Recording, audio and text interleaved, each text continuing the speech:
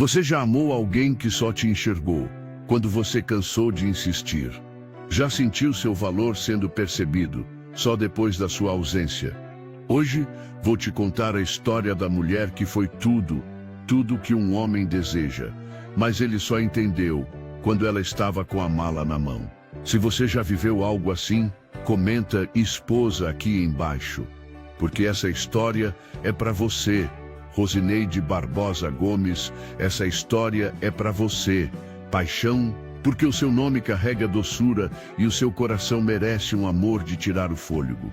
Durante anos, eu fui a mulher que todos elogiavam, menos ele.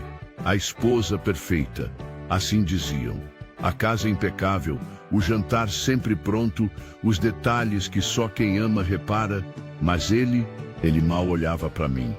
Ricardo era um homem de fala baixa e expressão dura, sempre muito sóbrio, muito controlado, muito ausente.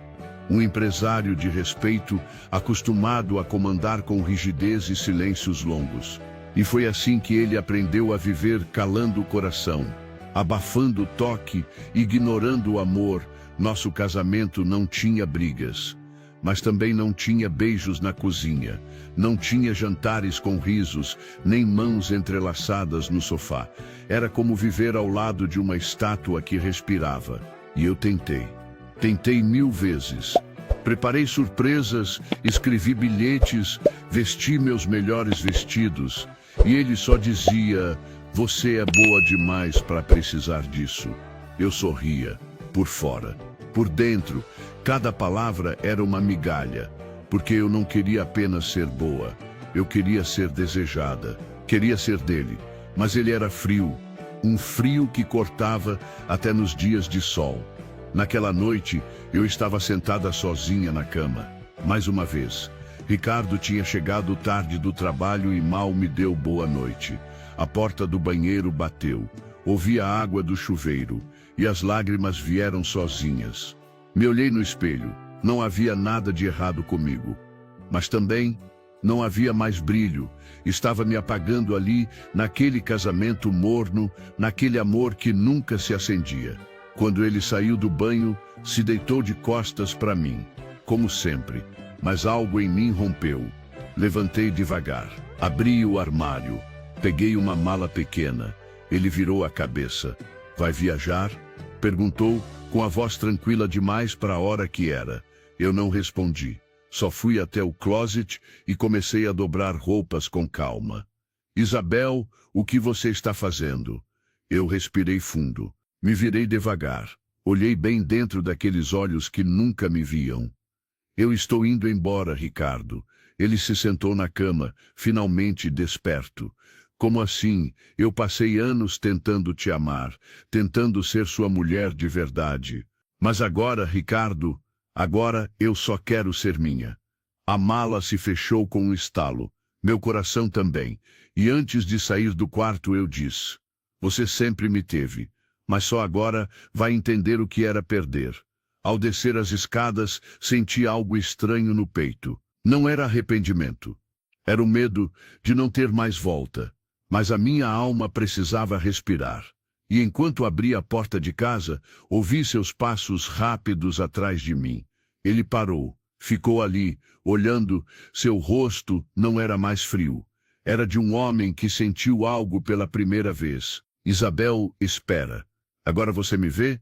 Perguntei, com os olhos marejados. Ele não respondeu, mas pela primeira vez em anos, ele estava realmente me olhando. A mala pesava menos que meu coração, mas mesmo assim, eu segui com ela até o carro. A noite estava quente, mas meus dedos tremiam. Ricardo ficou na porta, parado, mudo, como sempre, como se tudo aquilo fosse só mais uma das minhas birras. "Você não precisa fazer isso", foi o que ele disse, com a voz baixa, calma, como quem quer evitar o escândalo. Mas era tarde. Eu já tinha chorado demais por um amor sem pele. Já tinha suplicado em silêncio, implorado com gestos, desejado em vão. O meu adeus não era sobre raiva, era sobre sobrevivência. Eu queria que você tivesse dito isso antes, quando eu ainda sentava do seu lado. Quando eu te esperava acordada com um jantar quente. Quando eu colocava um vestido novo e você nem notava. Ele baixou os olhos. Pela primeira vez parecia menor. Não o magnata. Não o homem que dominava salas com uma única palavra. Era só um homem que estava perdendo a única mulher que o amou de verdade. Me diz o que você quer, Isabel. Eu te dou uma viagem, um carro novo, tempo, eu só não quero que você vá assim. As palavras saíram confusas. Não era o Ricardo de sempre. Eu não quero nada, Ricardo. Eu queria você. Mas agora eu quero paz. E entre os olhos dele, algo rachou. Não era lágrima, era orgulho. Me hospedei numa pousada simples, na cidade ao lado. Só queria silêncio, travesseiro limpo e um café forte. Mas nem a distância, nem o silêncio silenciavam o que eu sentia. Porque amar alguém que não te ama de volta é um luto em vida. E mesmo assim, eu sentia saudade.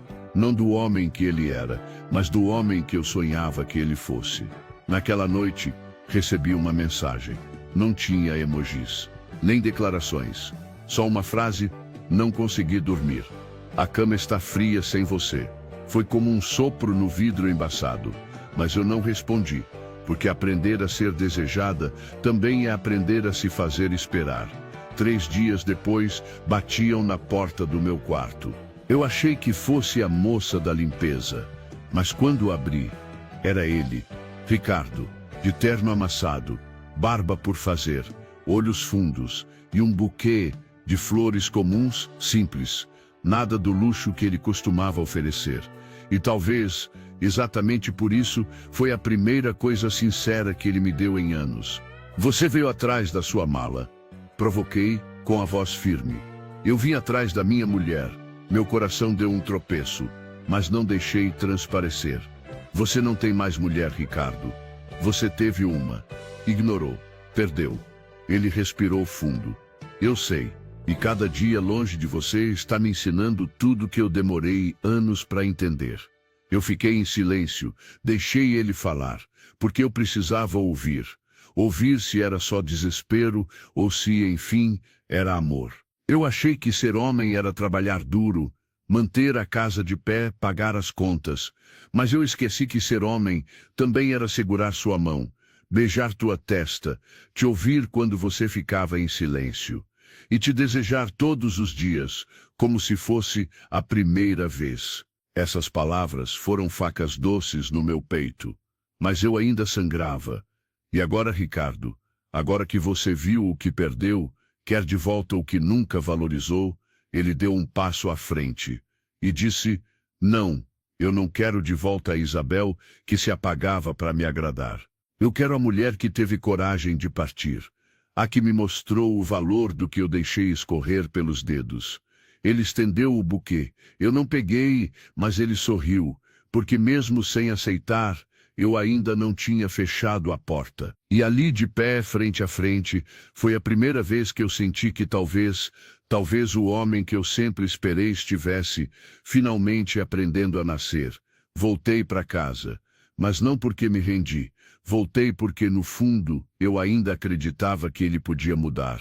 Ou talvez porque eu precisava me ver sendo amada, nem que fosse pela última vez. Quando entrei, tudo estava igual, a mesma sala arrumada, o mesmo cheiro de café, mas havia algo diferente. Era ele. Ricardo estava ali, encostado no batente da porta, sem paletó, com as mangas da camisa dobradas. E um olhar que não gritava, apenas implorava. Você não é a mesma, né? Não, e espero que você também não seja. Ele deu um passo, depois outro, e quando me alcançou, fez algo que nunca tinha feito antes. Encostou a testa na minha, e ali, em silêncio, ele pediu perdão sem dizer nada. Minhas mãos estavam frias, mas as dele, quentes, firmes, seguras. Me deixa te tocar, como você sempre mereceu. Eu podia ter dito não, mas meu corpo gritava o sim que a minha boca calava. Ele me levou até o quarto, com passos lentos, respeitosos, mas cheios de urgência. como se cada segundo longe do meu corpo tivesse sido um castigo. As roupas caíram devagar, não como um ato de desejo bruto, mas como alguém que desembrulha um presente depois de anos esperando. Seu toque não foi rápido, foi devoto, como se cada curva minha fosse uma oração. Ali, naquele quarto onde tantas vezes dormimos separados, foi onde, enfim, nos encontramos pela primeira vez. Não houve pressa, nem palavras soltas, apenas suspiros e o som da respiração entrecortada de dois corpos que finalmente se reconheceram. Ele me beijou com fome, mas também com medo de me perder de novo. E eu deixei, porque aquele homem ali não era mais o mesmo. Naquele instante, ele me amou como se eu fosse feita de cristal, mas com a força de quem sabe que cristal, quando se quebra, não volta ao que era. Nos se amaram como se o tempo não existisse, na poltrona antiga da sala, entre beijos urgentes e mãos famintas. Na varanda iluminada pela lua, onde ela sussurrou que nunca se sentiu tão viva. No chão frio da cozinha, onde o calor dos corpos desafiava a madrugada. No espelho do quarto, onde ele me olhou nos olhos e disse: "Você é minha." Cada canto da casa guardava um eco, um sussurro velado, uma promessa silenciosa. Eles não descansaram, não queriam perder um segundo daquele delírio a dois. Ela o queria inteiro, e ele a queria como se não houvesse amanhã. Por fim, entre lençóis úmidos de desejo e risos abafados, caminharam até o banheiro. Ali, sob a ducha quente, ele a segurou contra o peito e a amou como se lavasse a alma. Como se tivesse, enfim, encontrado paz no meu peito. "Se você for embora de novo, leva meu coração com você." Não diga isso, Ricardo. Digo sim. Porque só agora eu entendi que mais do que uma esposa perfeita, você era o amor da minha vida. E eu fui cego demais para ver. Fechei os olhos, e pela primeira vez em muito tempo, eu dormi com um sorriso no rosto. Não porque tudo estava resolvido, mas porque, naquele instante, ele me amava do jeito certo. O mesmo andar firme, a voz de poucas palavras, mas havia ternura no gesto e calor no toque. Como se agora cada movimento dele dissesse: "Eu vejo você." Ricardo passou a chegar mais cedo. Sentava-se à mesa, me observava em silêncio. Tocava minha mão como quem testa o calor da lareira numa noite fria. Ele não pedia mais nada, oferecia tempo, presença, escuta. E aquilo me desmontava. Até que numa noite, enquanto a chuva caía fina lá fora, ele veio por trás e encostou o peito quente nas minhas costas frias. E sussurrou no meu ouvido: "Me deixa aquecer o que eu mesmo esfriava." Me arrepiei inteira, virei devagar. Os olhos dele me procuravam com urgência contida. E quando me beijou, foi como se estivesse selando um pacto. Fui levada até o quarto novamente. Mas dessa vez não foi para redimir o passado, foi para construir o agora. Ricardo me despiu com delicadeza, como se minha pele fosse território sagrado. Deslizou os dedos pelos meus ombros como quem devolve a alma ao corpo. Seu corpo se encaixava ao meu como se sempre tivesse pertencido ali. Ele me tomou nos braços, firme, decidido. E ao mesmo tempo com a reverência de um homem que aprendeu o valor do que quase perdeu.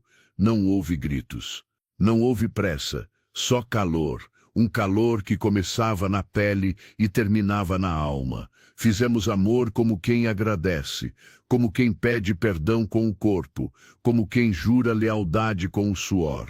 Me senti tocada como nunca. Desejada como uma joia rara e amada como se fosse o último instante de uma vida inteira. A cada gesto dele, a cada beijo demorado, a cada olhar que pedia mais de mim, eu me reconstruía. A mulher que um dia chorou em silêncio por se sentir invisível. Agora era adorada como um altar.